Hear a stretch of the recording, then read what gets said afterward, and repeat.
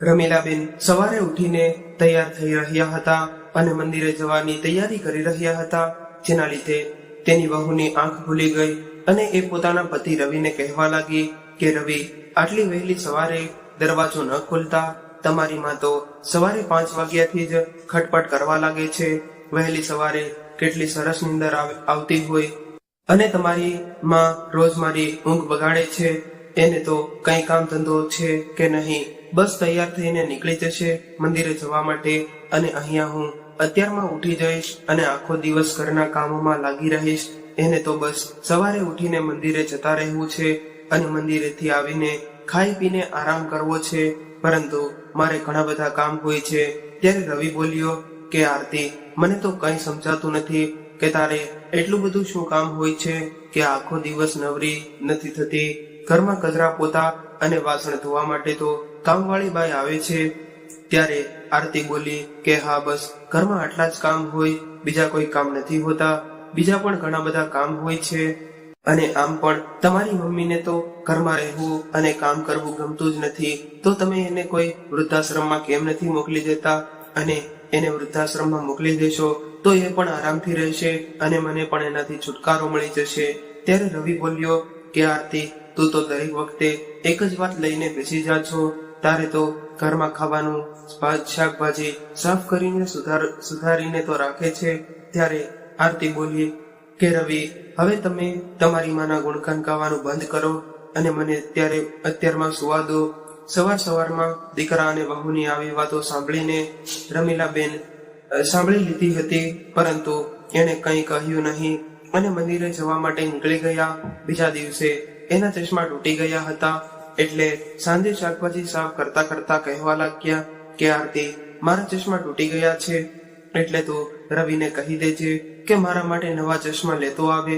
ત્યારે આરતી બોલી કે મમ્મી, આ મહિને ઘરમાં પૈસાની તંગી છે, એટલે આવતા મહિને બનાવડાવી દેશે. ત્યારે રમીલાબેને કહ્યું કઈ વાંધો નહીં વહુ. હવે સાંજે રવિ ઘરે આવ્યો અને જમીને બધા સૂઈ ગયા, પરંતુ રાત્રે રમીલાબેનને તરસ લાગી એટલે પથારીમાંથી ઊભા થયા અને પાણી લેવા માટે રસોડામાં ગયા. ત્યારે એને સરખું દેખાતું ન હતું, એના લીધે હાથ લાગવાથી કાચનો ગ્લાસ તૂટી ગયો. એનો અવાજ સાંભળીને આરતી તરત જ બહાર આવી. એને તૂટેલો ગ્લાસ જોયો એટલે ગુસ્સે થઈ ગઈ અને ગુસ્સો કરીને કહેવા લાગી કે સાસુમાં, તમારા કપાળમાં ભગવાને આંખો નથી આપી, તમને દેખાતું નથી. મોટી મોટી આંખો છે છતાં તમને દેખાતું નથી. આ ગ્લાસનો સેટ કેટલો મોંઘો હતો એ પણ તમે તોડી નાખ્યો. હવે આવો મોંઘો સેટ મને કોણ લઈ દેશે? આરતીનો અવાજ સાંભળીને રવિ પણ બહાર આવ્યો. બહાર આવીને કહેવા લાગ્યો કે શું વાત છે આરતી, આટલી મોટી રાત્રે કેમ બૂમો પાડે છે? એટલે આરતી બોલી કે તમારી માએ મારો મોંઘો ગ્લાસ નો સેટ તોડી નાખ્યો છે. આ ગ્લાસ મારા પપ્પા યુરોપથી લાવ્યા હતા અને તમારી માએ એને તોડી નાખ્યો છે. ત્યારે રવિએ કહ્યું કે આરતી, મારી માએ જાણી જોઈને તો નથી તોડ્યો હોય, કદાચ ભૂલથી તૂટી ગયા હશે. આમ પણ આટલી મોટી બૂમ પાડવા જેવી શું વાત છે? આમે વસ્તુઓ તો તૂટવાની જ હોય છે. તું તો નાની એવી વાતને પહાડ જેવડી બનાવવા લાગી છો. આવું કહીને રવિએ પોતાની મા તરફ જોયું અને કહેવા લાગ્યો કે માં, તમે ચશ્મા પહેરવાનું ભૂલી ગયા છો, એટલે જ કદાચ ગ્લાસ તૂટી ગયો હશે. ત્યારે રમીલાબેન કંઈ પણ બોલે એ પહેલા જ આરતી કહેવા લાગી કે તો પોતાની વસ્તુઓ જ્યાં ત્યાં મૂકીને ભૂલી જાય છે. પોતાની વસ્તુઓનું જ એને ભાન નથી રહેતું અને ઉપરથી મારું નુકસાન કરવા લાગ્યા છે. આટલું કહીને એ ગુસ્સો કરીને પોતાના રૂમમાં જતી રહી અને રૂમમાં જઈને રવિને કહેવા લાગી કે તમને કેટલી વાર કહ્યું છે કે તમારી માને કોઈ વૃદ્ધાશ્રમમાં મૂકી આવો, પણ તમે મારી વાત સાંભળતા જ નથી. શું વૃદ્ધાશ્રમમાં માણસો નથી રહેતા? અને વૃદ્ધાશ્રમમાં મૂકી દેશો તો આને પણ એની ઉંમરના લોકો મળી જશે તો એને મજા આવશે, પરંતુ તમે તો મારી કોઈ પણ વાત સાંભળતા જ નથી. ત્યારે રવિ બોલ્યો કે આરતી, તારા પપ્પાએ આપેલો એક ગ્લાસ તૂટ્યો છે, બાકીના બધા જ ગ્લાસ તો બરાબર છે ને? તો પછી તું દરેક વાતમાં આ તૂટેલા ગ્લાસની વાત શા માટે લાવે છે? અને એક વાત કેમ નથી સમજતી કે મારી માએ મારા માટે કેટલું બધું કર્યું છે અને હવે જ્યારે એને મારી જરૂર છે ત્યારે તું મને એવું કહી રહી છો કે હું એને વૃદ્ધાશ્રમમાં મોકલી દઉં? નહીં આરતી, આવું ક્યારેય નહીં થાય. હું મારી માને કોઈ વૃદ્ધાશ્રમમાં નહીં મોકલું. ત્યારે આરતી બોલી કે તમે તો બસ તમારી માના ગુણગાન ગાયા રાખો છો. એટલે રવિએ કહ્યું કે શા માટે ન ગાવ? મારી માએ મારા માટે શું શું નથી કર્યું. મારા પપ્પાના અવસાન બાદ અમે એક એક પૈસા માટે બીજા ઉપર આધારિત હતા. ઘરમાં ખાવા માટે કંઈ ન હતું અને મારી માએ ભણેલી ગણેલી હોવા છતાં પણ મારા માટે થઈને ક્યાંય સારી નોકરી પણ ન કરી. કેમ કે જો એ કોઈ ઓફિસમાં જાત તો મને એકલો મૂકીને જવું પડ્યું હોત. એટલે મને સાથે રાખવા માટે એણે બીજાના ઘરમાં કચરા કામો કર્યા છતાં પણ મને ક્યારેય કોઈ પણ વાતની કમી નથી રહેવા દીધી. તને ખબર છે, મેં એક વખત એની પાસે સાયકલ લેવાની જીદ કરી હતી. ત્યારે હું નાનો હતો. એ વખતે મારી માનો પગાર પણ ઓછો હતો, છતાં પણ એમણે રૂપિયા બચાવવા માટે હાલીને કામ કરવા જવાનું નક્કી કર્યું અને એક એક રૂપિયો બચાવીને 1 વર્ષમાં એ મારા માટે મારી પસંદની સાયકલ લઈ આવ્યા હતા. હવે તું મને એ જણાવ કે હું મારી માને કેવી રીતે છોડી શકું? ત્યારે થોડા સમય માટે તો એવું લાગ્યું કે જાણે આરતી સાવ બદલાઈ ગઈ હોય, પરંતુ થોડા સમય બાદ ફરી એનું એ જ વર્તન શરૂ થઈ ગયું. જેના લીધે રવિ ખૂબ જ પરેશાન હતો અને વિચારી રહ્યો હતો કે હવે મારે આરતીને કેવી રીતે સમજાવવી. ત્યારે એની નજર સામેથી આવી રહેલા વિપુલ પર પડી. એનો સાળો હતો. રવિને દૂરથી જોઈને વિપુલ એની તરફ દોડવા લાગ્યો અને આવીને એને ગળે લગાવી ગયો. અને રવિ અને વિપુલ સાળો બન્યા તે પછી હતા, પરંતુ પહેલા એ બંને જીગરી મિત્રો હતા. બંને એકબીજાને પોતાની બધી જ વાતો કહેતા હતા. પરંતુ હમણાં થોડા સમયથી વિપુલ શહેરથી બહાર રહેતો હતો અને કામમાં વ્યસ્ત હોવાને કારણે બંને વચ્ચે વાતચીત પણ નહોતી થતી. અને જ્યારે આટલા દિવસો બાદ મળ્યા હતા એટલે બંને ખૂબ જ ખુશ હતા. બંને મિત્રોએ સાથે ડિનરનો પ્રોગ્રામ બનાવ્યો અને આજે વિપુલ અને એની પત્ની રવિના ઘરે ડિનર માટે આવવાના હતા. આ વાતના લીધે જ આજે આરતી ખૂબ જ ખુશ હતી. એટલે આટલા દિવસ પછી એ પોતાની ભાભીને મળવાની હતી. ત્યારે આરતીએ પોતાના સાસુને કહ્યું કે મમ્મી, મારા ભાઈ અને ભાભી આપણા ઘરે આવવાના છે, એટલે તમે જરાક ખાવા પીવાનું બરાબર જોઈ લેજો.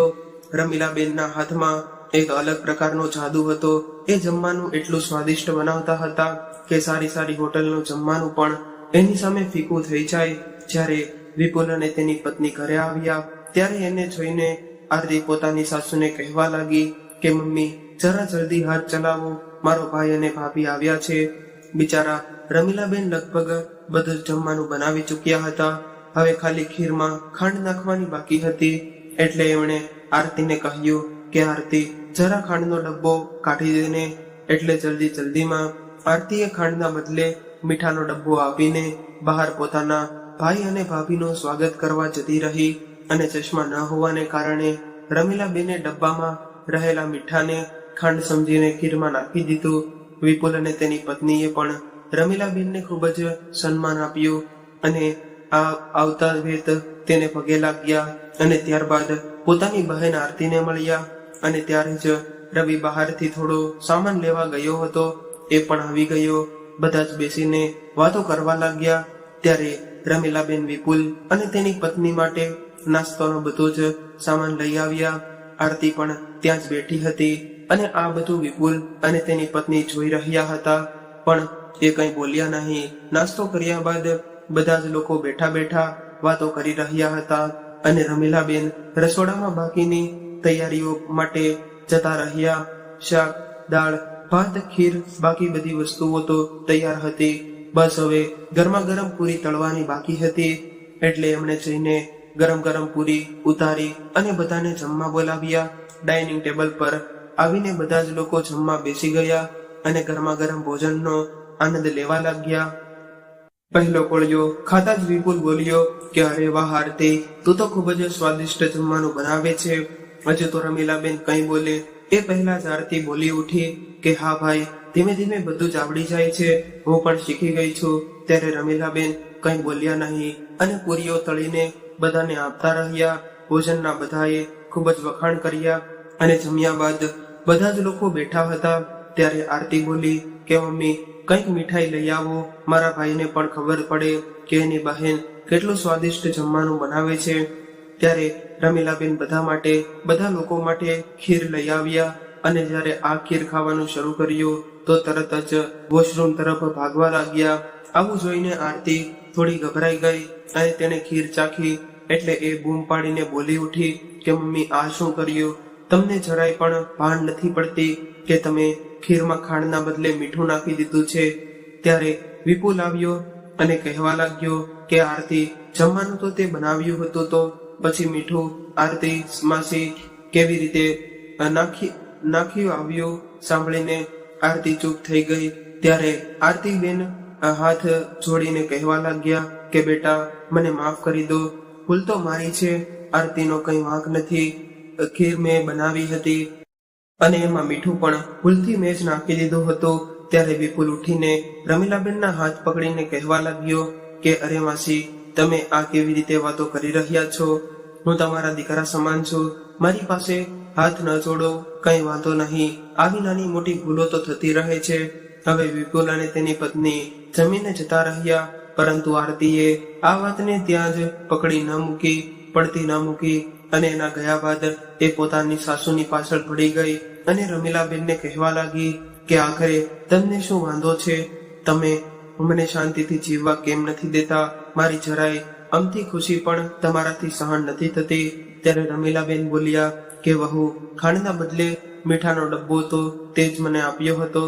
ત્યારે રવિ વિપુલને મૂકીને અંદર આવ્યો અને કહેવા લાગ્યો કે માં પરંતુ તમે ધ્યાન ન આપ્યું હોય કે એ ડબ્બામાં ખાંડ નહીં પરંતુ મીઠું છે અને હું જ્યારે પણ જોઉં છું ત્યારે તમે તમારા ચશ્મા નથી પહેરતા એટલે જ તમારાથી ભૂલ થાય છે.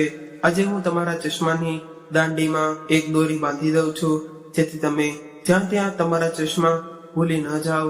આવું સાંભળીને રમીલાબેન રવિને બધું સાચું કહી દીધું કે રવિ મારા ચશ્મા તો છેલ્લા 1 મહિનાથી તૂટેલા પડ્યા છે જેને કારણે મને વસ્તુઓ બરાબર દેખાતી નથી અને મારાથી ભૂલો થઈ રહી છે. ત્યારે રવિ બોલ્યો કે માં તમે મને કહ્યું કેમ નહીં કે તમારા ચશ્મા તૂટી ગયા છે? ત્યારે રમીલાબેન બોલ્યા કે મેં તો આરતીને કહ્યું હતું. ત્યારે આરતીએ મને એવું કહ્યું કે આ મહિને તમારો ખર્ચો ખૂબ જ વધારે વધી ગયો છે એટલે આવતા મહિને તું મારા માટે નવા ચશ્મા બનાવડાવી દઈશ એટલે એ પરિવાર તને કંઈ કહ્યું નહીં. ત્યારે રવિએ આરતી સામે જોયો એટલે આરતી નીચું જોઈને ઊભી રહી ગઈ. રોજના આવા બધા કકળાટથી રવિ હવે પરેશાન થઈ ગયો હતો પરંતુ એ કોઈ પણ કિંમતે આ વાતનું કંઈ સમાધાન કરવા ઈચ્છતો હતો. બીજા જ દિવસે વિપુલનો ફોન આવ્યો અને રવિ સાથે વાતોમાં એણે અંદાજ લગાવી લીધો કે એ કઈ પરેશાન છે. ત્યારે વિપુલ બોલ્યો કે શું થયું રવિ, તું આટલો પરેશાન હોય એમ કેમ લાગે છે? ત્યારે રવિ બોલ્યો કે કઈ નહીં યાર, બસ રોજના નાટક હોય છે. હું તો તારી બેનને સમજાવીને થાકી ગયો છું પરંતુ એ હંમેશા એ જ જીદ પકડીને બેઠી રહે છે કે તમે તમારી માને વૃદ્ધાશ્રમમાં મૂકી આવો અને તું તો જાણે છે કે મારી માએ મારા માટે કેટલો બધો સંઘર્ષ કર્યો હતો અને આજે જ્યારે એને મારી જરૂરત છે તો હું એને વૃદ્ધાશ્રમમાં કેવી રીતે મૂકી શકું?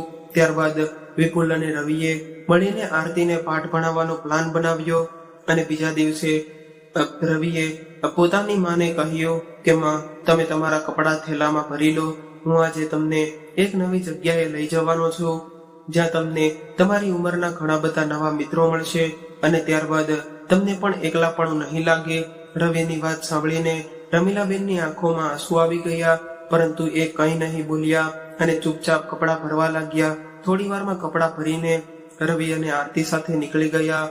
આરતી સાથે આજે ખૂબ જ ખુશ હતી કેમ કે આજે એની ઈચ્છા પૂરી થવાની હતી. આરતી તો ઘણા સમયથી પોતાની સાસુમાંથી છુટકારો મેળવવા માંગતી હતી અને આજે એ જ થવાનું હતું એટલે આરતી ખૂબ જ ખુશ હતી. આખરે પોતાની સાસુમાંથી છુટકારો મેળવવા માટે એણે શું નહોતું કર્યું. એણે પોતાની સાસુને એટલા બધા હેરાન કર્યા હતા છતાં પણ એ ઘર છોડીને જવા માટે તૈયાર નહોતા. રવિને પણ કેટલી વાર મનાવ્યો હતો ત્યારે આજે રવિને આ વાત સમજાઈ હતી. આવું વિચારીને આરતી મનમાં ને મનમાં ખૂબ જ ખુશ રહી હતી. ત્યારે જ ગાડી ઊભી રહી અને રવિ બોલ્યો કે આરતી નીચે ઉતર અને મમ્મીનો થેલો કાઢી લે. ત્યારે આરતી ખુશીથી બોલી કે શું આપણે વૃદ્ધાશ્રમે પહોંચી ગયા? એટલે રવિ બોલ્યો કે હા, આપણે વૃદ્ધાશ્રમે પહોંચી ગયા છીએ.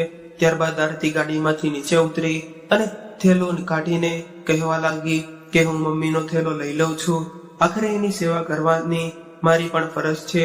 ત્યારબાદ આરતી એના સાસુને કહેવા લાગી કે મમ્મી તમે અહીંયા બેસો, હું તમારો થેલો કાઢી લઉં છું અને ત્યારબાદ તમને અંદર મૂકી જઈશ. રમીલાબેન ને એવું લાગ્યું હતું કે આજે તેઓ હારી ગયા છે અથવા તો આજે તેમણે પોતાનો દીકરો ખોઈ દીધો છે. એને તો એવું લાગી રહ્યું હતું કે જે એને અહીંયા મૂકવા આવ્યો છે એ મારો દીકરો નહીં, પરંતુ ફક્ત આરતીનો પતિ છે, જેના માટે થઈને મેં આટલું બધું કર્યું હતું. એ આજે મને અનાથોની જેમ અહીંયા છોડીને જતો રહ્યો છે. આવું બધું વિચારીને તેની આંખોમાંથી આંસુઓની ધારા વહેવા લાગી. ત્યારબાદ આરતી અને રવિ પોતાની માને લઈને વૃદ્ધાશ્રમની અંદર ગયા. આરતી તો ખુશીના કારણે પાગલ થઈ ગઈ હતી. એ પોતાની સાસુનો થેલો લઈને આગળ ચાલી રહી હતી અને જ્યારે અંદર હોલમાં દાખલ થઈ તો એની આંખો ફાટેલી રહી ગઈ. એણે અંદર જઈને જોયું કે જોઈને એના પગ નીચેથી જમીન સરકી ગઈ, કેમ કે જે વૃદ્ધાશ્રમમાં જ્યાં પોતાની સાસુને મૂકવા આવી હતી ત્યાં એના મમ્મી અને પપ્પા એક ખુરશી પર બેઠા હતા અને બંનેની સ્થિતિ ખૂબ જ દયાજનક લાગી રહી હતી. એને જોઈને આરતીના હાથમાંથી થેલો પડી ગયો અને એ દોડીને એના મમ્મી પપ્પા પાસે પહોંચી ગઈ અને એને ગળે લગાવીને કહેવા લાગી કે મમ્મી તમે અહીંયા કેવી રીતે પહોંચી ગયા? ત્યારે બદલાયેલા અવાજમાં એના પપ્પાએ કહ્યું કે દીકરી, અમારા જેવા વૃદ્ધોનું હવે ઘરમાં શું કામ છે? જ્યાં સુધી અમારા બાળકોને એવું લાગે છે કે એને અમારી જરૂર છે ત્યાં સુધી એ અમને પોતાની પાસે રાખે છે અને જે દિવસે એની બધી જ જરૂરિયાતો પૂરી થઈ જાય એ દિવસે અમને ઘરમાંથી બહાર કાઢી દેવામાં આવે છે. પોતાના મમ્મી પપ્પાની આવી હાલત જોઈને આરતી એકદમ ડરી ગઈ અને કહેવા લાગી કે પપ્પા તમે ચિંતા ન કરો, હું ભાઈ અને ભાભીને છોડીશ નહીં. આવું કહીને આરતીએ ત્યારે જ વિપુલને ફોન કર્યો અને વૃદ્ધાશ્રમમાં બોલાવ્યો. થોડી વાર બાદ વિપુલ વૃદ્ધાશ્રમમાં પહોંચી ગયો. ત્યારે આરતી તેના પર તૂટી પડી અને કહેવા લાગી કે વિપુલ, તું તો કેવો દીકરો છો, તને શરમ નથી આવતી કે તું આપણા માતા પિતા સાથે આવો વ્યવહાર કરી રહ્યો છો? અરે ભાઈ, જે માતા પિતાએ તને મોટો કર્યો, ભણાવી ગણાવીને પગભર કર્યો, એની જ બે રોટલીઓ તને હવે ભારે લાગવા લાગી છે. અરે ભાઈ, માતા પિતા આપણી પાસેથી માંગે છે ફક્ત 2 ટાઈમનું જમવાનું અને 2 જોડી કપડાં, અને તમારા લોકોથી એટલું પણ નથી થઈ શકતું. જો તમે માતા પિતાને રાખી નથી શકતા તો એની મિલકત ઉપર પણ તમારો કોઈ અધિકાર નથી. એટલે સારા દીકરાની જેમ અત્યારે જ તમારા મમ્મી પપ્પાને ઘરે લઈ જા, નહીતર હમણાં જ હું પોલીસને ફોન કરીને અહીંયા બોલાવું છું. ત્યારબાદ તમે અને તમારી પત્નીને પોલીસના 4-5 દંડા પડશે, એટલે તમારી અક્કલ ઠેકાણે આવી જશે. ત્યારે જ વિપુલ બોલ્યો કે હા આરતી, તું અત્યારે જ પોલીસને ફોન કર અને અહીંયા બોલાવ. શું હું એકલો જ આવ્યો છું કે જાણે પોતાના મા બાપને અહીંયા વૃદ્ધાશ્રમમાં મૂક્યા છે? અને અરે આરતી, તું અહીંયા શા માટે આવી છો? તું શું અહીંયા કીર્તન કરવા આવી છો? તું પણ તારી સાસુને અહીંયા મૂકવા જ આવી હતી, એટલે વધારે પ્રવચન કરવાની કોઈ જરૂર નથી. મને ભાષણ આપતા પહેલા જરાક તું તારા વર્તન વિશે વિચાર કરજો કે તું કેટલી સારી વહુ છો.